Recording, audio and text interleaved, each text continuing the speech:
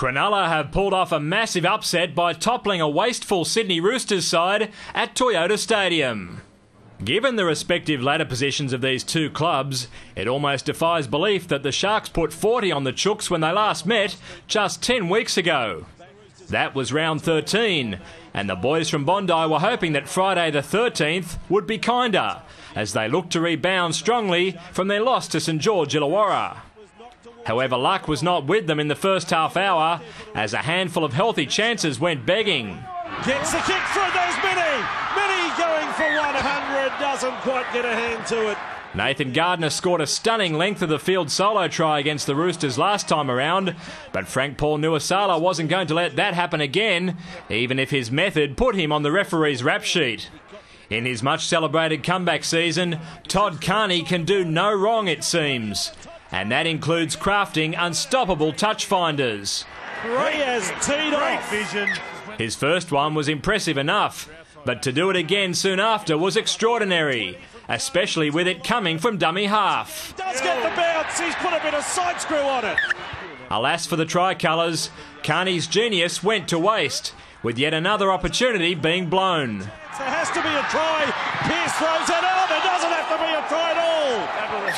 Phil Graham, there's been a murder. The try has died. As so often happens in rugby league, the side that had soaked up all the pressure ended up being first to stir the scorer, although this time it took 33 minutes. Pomeroy has scored for the Sharks. It also had the effect of stirring the sloppy Roosters into action, with the skipper showing how it's done. He's got it away to Anasta, and Anasta goes straight, and Anasta goes over. After the match was scoreless for so long, the first half climaxed in a frenzy of scoring as the Roosters returned to the bright and breezy attack that powered their recent 5-game winning streak. This is Pearce, beautiful ball from Pearce, Roosters to Kenny now. Yeah! Super try from the Sydney Roosters. Carney knocked it over to become the first man in this year's premiership to break the 200 points barrier, and it gave his team a 12-6 advantage at the change of ends. The second half followed a familiar, frustrating pattern to the first one for Sydney, although this time it was the video referee who brought them undone, with 2 tries disallowed in the opening 10 minutes. The first to Sean Kenny-Dowell, and then Sam Perrott missed out after Mitchell Pearce was rightly deemed to have knocked on in the lead-up. Oh, no, took the ground. And once again, Cronulla made their wasteful opponents pay dearly. It's another try to Cronulla. They've gone over through Collis. It's 12-10. Incredibly, yet another 4-pointer was butchered by the visitors when Carney crept across, but was found guilty of a double movement. And the Sharks didn't dare deviate from the trend of the match. Good hands. Gardner's there.